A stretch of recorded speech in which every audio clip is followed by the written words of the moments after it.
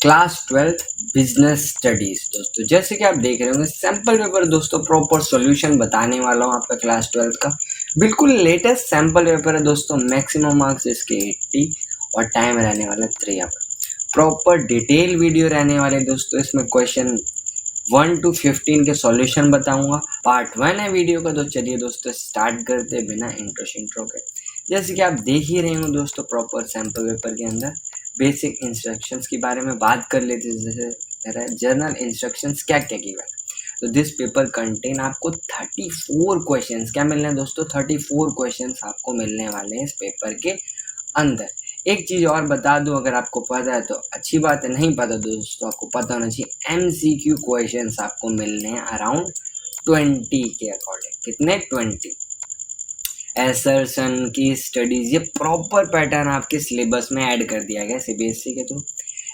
Marks are indicate against each question, सब questions के against आपको क्या दे रखे हैं, मार्क्स दे रखे हैं। और ध्यान से देखते जाइए, answer should be brief and to the point. जो पूछ रहा है यार वो बताना, ये प्रॉपर CBSE ने दिया दोस्तों, ध्यान रखना। तो CBSE बोल रही है कि पॉइंट टू पॉइंट आंसर चाहिए। और बिजनेस स्टडीज में दोस्तों बच्चे लोग पता नहीं कुछ भी लिखे आते हैं, तो इसमें ध्यान रखना। Answer to the question carrying 3 marks from, जो 3 मार्क्स के 50 से 75 वर्ड्स के अंदर ही आपको आंसर देना है प्रॉपर ब्रीफ में, ठीक है। इससे एक्सटेंड नहीं करनी आपको word limit. Answer the question carrying 4 marks में बी अबाउट 150 वर्ड हो सकता है, बस इससे ज़्यादा नहीं जाना। और 6 क्वेश्चन के लिए दोस्तों 21 यानी 200 वर्ड्स आपको दे रखे हैं। कह रहा है attempt all part of the questions together, यानी मान लो क्वेश्चन नंबर 1 के अगर A B C तीनों पार्ट हैं एक साथ, तो आपको तीनों एक साथ ही करना पड़ेगा। पहले A B C, ध्यान रखना। आप आगे पीछे करोगे तो टीचर को क्या होगा दोस्तों, प्रॉब्लम होगा चेक करने में। टीचर को प्रॉब्लम होना यानी आपके आंसर में प्रॉब्लम कर देगा, ठीक है। चलो स्टार्ट करते क्वेश्चन से, एक एक करके पढ़ते हैं और देखते हैं आंसर क्या क्या होने वाले हैं। बाकी आपको आते हैं तो यार कमेंट करके ज़रूर हमारे साथ आंसर्स का बताइए। आपको मतलब ऑलरेडी आ रहा है तो ठीक है, नहीं आ रहा तो भाई कमेंट करके बताते जाइए कि आपको चीज़ें आ रही हैं कि नहीं। सर कह रहा है Rishabh join the un environment company Avatar as a creative head, okay, as a manager looking after the creative unit of the company. क्या ढूंढ रहे, creative unit of a company. One of the function he has to perform is the process of organising. क्या करना है, process of organising. Which step of process will he need to perform after identifying and dividing the work that has to be done according with previously determined plans।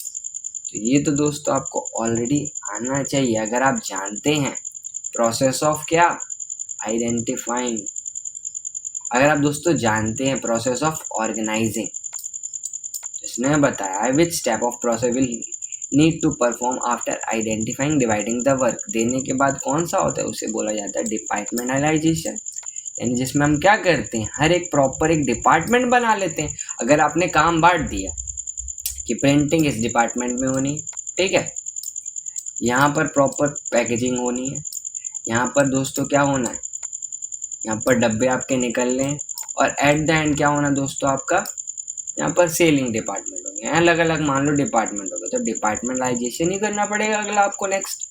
तो ये होता है इसका simple सा reason और answer.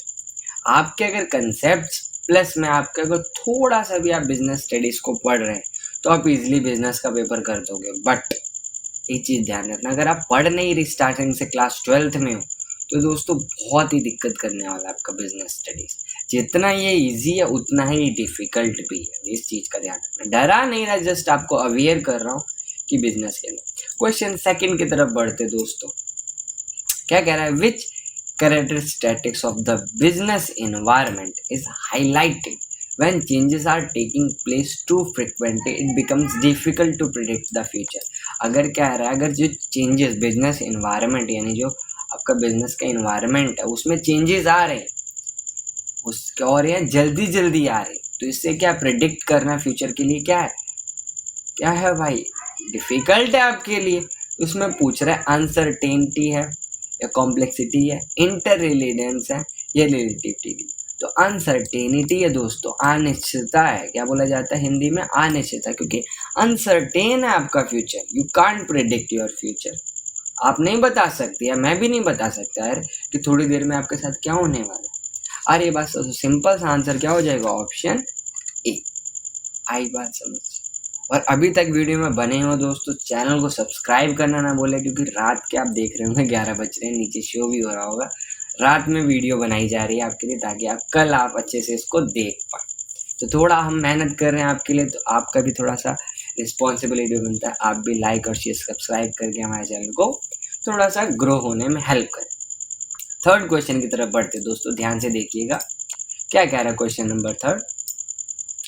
अरोहन limited is a company manufacturing automobiles, ठीक है, were division of work into key area including production, ठीक है, purchase, marketing, accounts, personnel. Okay, which of the following is a disadvantage of organising structure of Arohan limited, यानी आपको basically disadvantage बताना है organising structure का, इनमें से कौन सा। तो देखते हैं दोस्तों, ध्यान से पढ़ते हैं। It may lead to increase in cost, नहीं तो मैनेजर में gain power and assert independence and ignore organization interest. It ensure that different function get due attention. Heads do not get training for top management position. ये चीज option D, क्योंकि जो heads होंगे उनको क्या नहीं मिलेगी? ट्रेनिंग नहीं मिलेगी टॉप मैनेजमेंट पोजीशंस के लिए। ये रहेगा क्योंकि अलग अलग डिपार्टमेंट बढ़ने से, इसीलिए इसका ऑप्शन आ जाएगा डी। और बाकी आप दोस्तों अगर बाकी दोस्तों फटाफट से आप क्या कर सकते हैं, इस सैंपल को डाउनलोड भी कर सकते हैं, लिंक आपको बायो में प्रोवाइड कर दिया जाएगा। अकाउंटेंसी, इंग्लिश, हिंदी, मैथ्स, कोई भी सैंपल पेपर हो भाई, चैनल पे जाके एक बार देख के आ जाओ, प्रॉपर डेडिकेट वीडियोस बना रखी। अब थोड़ा सा क्वेश्चन देखेंगे, थोड़ा सा इसको समझते हैं क्या कह रहा है। कुछ स्टेप से आपको ये दिखा रखा है एक पिक्चर में। देन कह रहा है identify the dimension of the business environment illustrated by the picture given above, in which Sapna, who have joined the workforce recently, is working on an accounting software.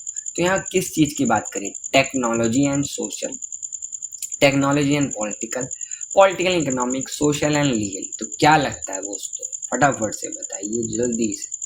तो इसका जो करेक्ट आंसर होगा दोस्तों वो क्या होगा?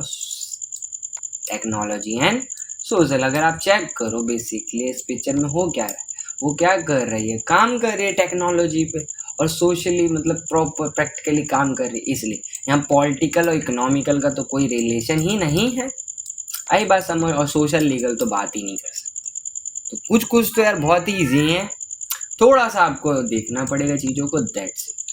क्वेश्चन नंबर 5 की तरफ बढ़ते हैं। अच्छे से एक एक करके ध्यान से देखते जाइए, समझते जाइए और अच्छे से प्रॉपर कंटिन्यू करें सैंपल पेपर। क्या कह रहा है? Identify the reason which makes management important in the light of the fact that it is generally seen that individual in organisation resist changes, as a change often means moving from familiar secure environment and into a newer and more challenging one. अब थोड़ा सा लग रहा होगा यार क्या बोलते, इसका मतलब क्या है? क्या रीजन है विच मेक्स मैनेजमेंट इंपॉर्टेंट, जो क्या करता है इंपॉर्टेंट को, मतलब मैनेजमेंट को इंपॉर्टेंट करता है। तो क्या रहा है? Management helps in achieving group goals, ठीक है, नॉर्मल है।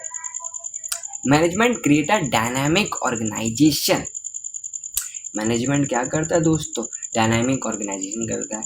Management increase efficiency, management helps in a developing of society. तो ध्यान रखना, management creates a dynamic organisation इसका करेक्ट आंसर है। अब कैसे आप मैनेजमेंट के अंदर क्या करते हो? प्रॉपर सब चीज़ों को ऑर्गेनाइज करते हो अच्छे वे, जो कि आपको एक डायनामिक ऑर्गेनाइजेशन जिसके आप इजीली चेंजेस कर सकते हो, जिसमें आप इजीली चेंज ही कर सकते हो। जैसे आप देखते हो कोरोना वायरस जब हुआ था, इससे क्या हुआ था? बहुत सारे चेंजेस हुए थे बिजनेस में, सारे बिजनेस ऑनलाइन हो चुके थे, इवन टीचिंग भी ऑनलाइन हो चुकी थी।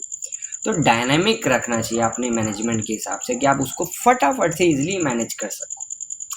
6th क्वेश्चन की तरफ बढ़ते हैं दोस्तों। क्या कह रहा है question number 6? The government of India made an announcement regarding demonetization of the India economy on November 8, 2016 with profound implication for it.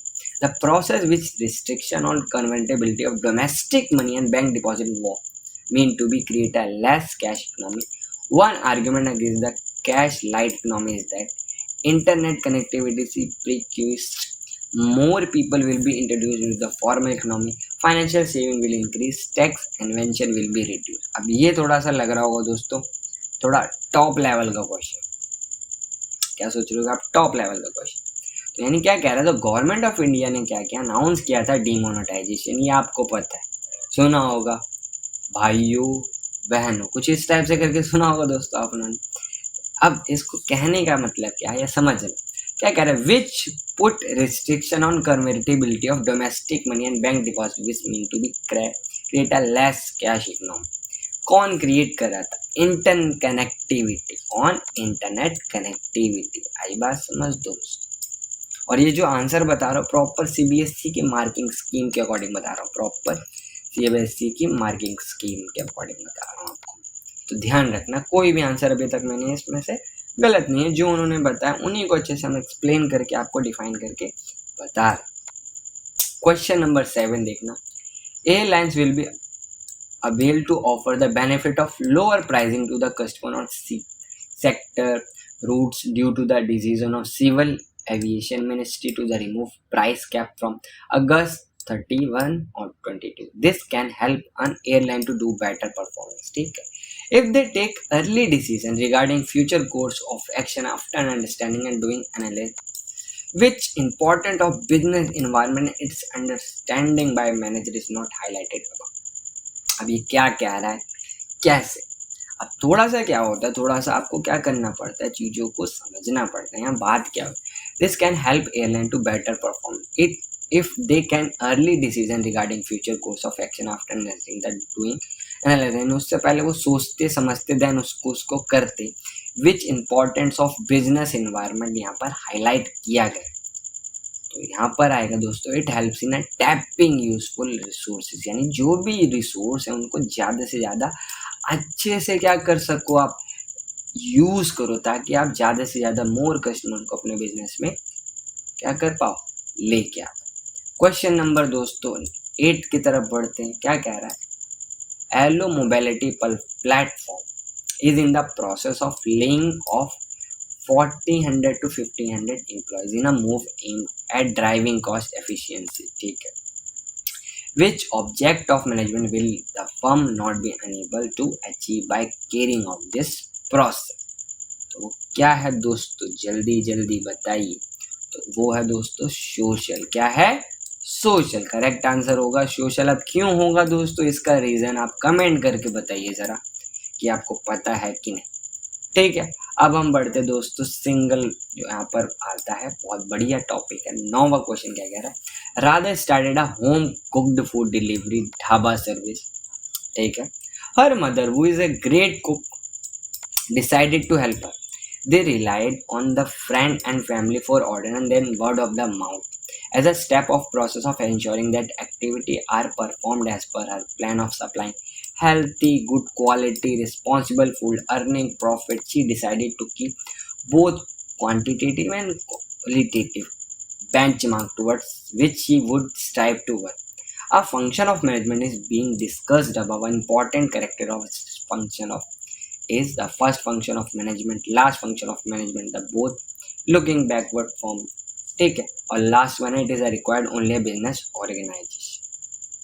अभी किस फंक्शन की बात कर रहे हैं, तो it is a both forward looking है, बैकवर्ड लुकिंग है. आगे देख के भी चल रही है और पीछे देख के भी चल रही है. ये हो समझ गए, first and last function proper उसमें बताया है, इस टाइप से कर सकते हो. अब बढ़ते क्वेश्चन नंबर 10 की तरफ. क्या कह रहा है, Raman and Vasudev were 2 employees हैं. ठीक है.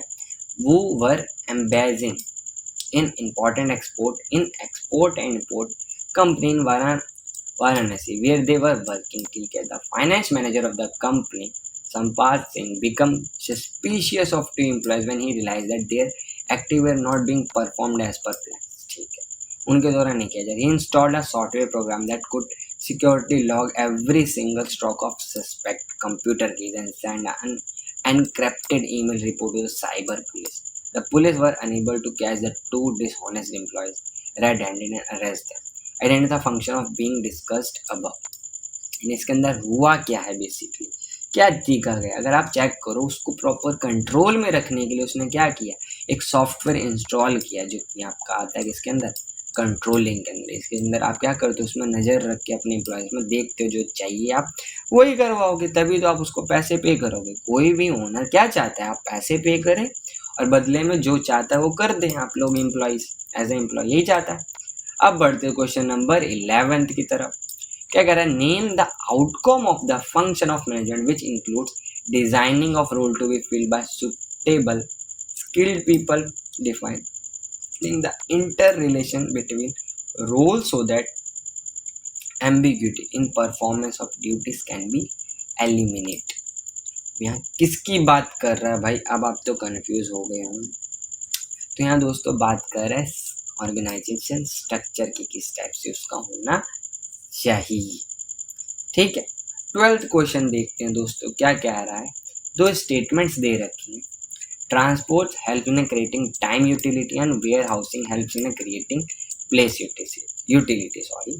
The process of classification of product into different group on the basis of their important character is known and standardisation. ठीक है, तो अब सबसे पहले जब भी इस टाइप का क्वेश्चन आता है आपको क्या चेक करना है कि वो सही बात है कि नहीं। क्या ट्रांसपोर्ट हेल्प करता है creating time utility, warehousing helps in creating place utility, जो गलत है दोस्तों। Process of classification of product into different group on basis of their important is known as not standardisation. समझ गए, तो यानी दोनों स्टेटमेंट क्या है दोस्तों, गलत, ऑप्शन डी, यानी बोथ स्टेटमेंट आर फॉल्स।